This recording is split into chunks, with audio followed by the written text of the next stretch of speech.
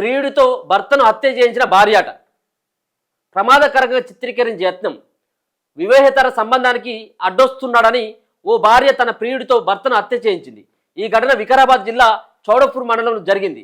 ఒకసారి కనుక వివరాలు చూస్తే పరిగి డిఎస్పీ దీనికి సంబంధించిన వివరాలు కూడా వెల్లడించిండు.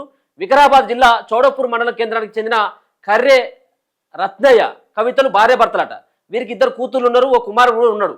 రత్నయ్య పొలం పనులు చేస్తుండగా కవిత ఓ కంపెనీలో లేబర్గా పనిచేస్తున్నది. కవిత అదే గ్రామానికి చెందిన దాసరి రామకృష్ణతో కొన్నేళ్లుగా అక్రమ సంబంధం కొనసాగిస్తున్నది. ఈ విషయం రత్నయ్య తెలిసి భార్యను పలుమార్లు మందలించిందట. పిల్లలు పెళ్లిడికి వచ్చారని పద్ధతి మార్చుకోమని హెచ్చరించాడు. భర్త హెచ్చరించిన విషయాన్ని కవిత ప్రియుడు రామకృష్ణకు తెలిపింది. ఇద్దరి మధ్య తన భర్త అడ్డుపడుతున్నాడని, అతన్ని చంపేస్తే తాము సంతోషంగా ఉండొచ్చని చెప్పగా కవిత ఒప్పుకున్నది. ప్రణాళిక ప్రకారం శనివారం పొలానికి వెళ్లి వస్తున్న రత్నయ్యను రామకృష్ణ ట్రాక్టర్తో ఢీకొట్టిండు. దీంతో రత్నయ్య మృతి చెందాడు. అనంతరం తన భర్త ప్రమాదంలో మృతి చెందాడని కవిత పోలీసులకు ఫిర్యాదు చేసింది.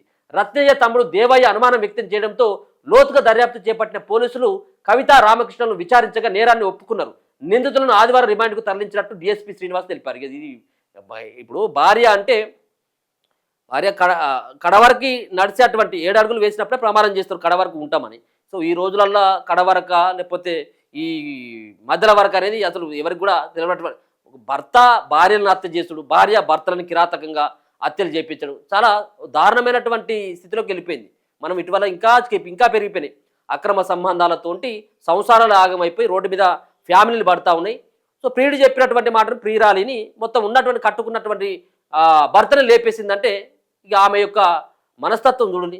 ఇక వాడైతే ఒకడైతే ఎక్కడెక్కడో గాడ అయ్యే కదా, భార్యను మొత్తం చంపేసి ముక్కలు చేసి మెత్తడి పీసులేమో షెర్లేసిండు. బొక్కలు ఏమైనా ఉన్నట్లయితే వాడు ఇది దాంట్లో పెన మీద ఏంపి వాటిని అన్నిటి కూడా మిక్సీ చేసి పౌడర్ చేసి వాడు మోరిలో పారబోసి వచ్చిండు.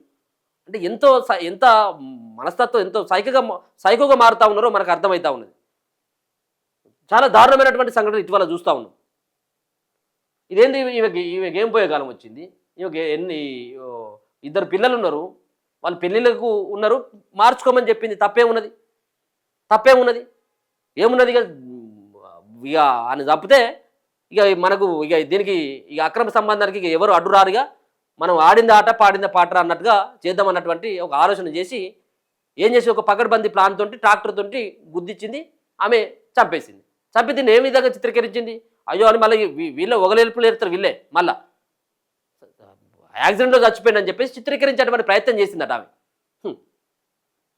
దొరుకుతుంది ఇప్పుడు ముఖం ఉంటుందా? నీ చుట్టపూల దగ్గరనో, నీ పక్కపోల దగ్గరనో, నీ ఊరోళ్ళ దగ్గరనో, నీ బంధువుల దగ్గరనో, ఎవరి దగ్గర నీ ముఖం ఉంటుందా? మళ్ళీ ఏ విధంగా పోతావు? నీ చుట్టాల ఇళ్ళకి ఎట్లా పోతావు? నీ ఉన్నటువంటి నీ బంధువుల ఇంటికి ఎట్లా పోతావు? నీ బిడ్డకేం సమాధానం చెప్పుకుంటావు? నీ కొడుకేం సమాధానం చెప్పుకుంటావు? ఇజ్జతి పోయిందా ఇప్పుడు? ప్రియుడితోటి అక్రమ సంబంధం పెట్టుకున్నావు. నీ అక్రమ సంబంధానికి రామకృష్ణ కారణం. నీ అక్రమ సంబంధానికి అడ్డొస్తున్నాడు. సొంత మొగన్ని కూడా లేపేసినావు. 3 పిల్లలు ఉన్నారు, పెళ్ళిడికి వచ్చిండు.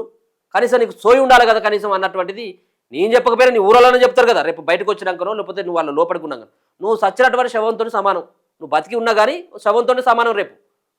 ఇది గీ దుర్మార్గ పనులు ఇది నాయన. కట్టుకున్నాడు అన్ని ఏళ్ల పాటు సంసారం చేతివి, 3 గంటివి. ఇప్పుడు ఇలా మొగడు చేదైపోయాడు. ఇది కాదు కదా. దయచేసి ఆలోచించండి.